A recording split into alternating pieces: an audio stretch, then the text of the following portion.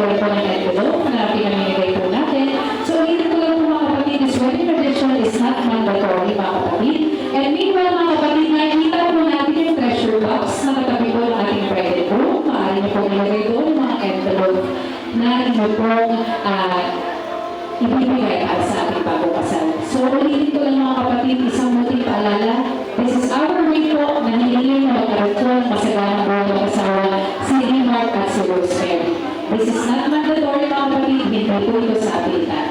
Tinatawagan ko po, lalo-lalo na po ang presensya ng ating mga mahal na ninong at ninang. Maaari po kayo bumati ng personal sa ating bagong kasal. Ano po?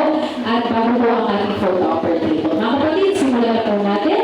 So once again po, ayan po, pwede po kayo personal na bumati ng best wishes kay Mark at kay Rosemary. I-assist po ngayon mga coordinators ng Elegante, catering events, or event catering services para sa mga kapatid.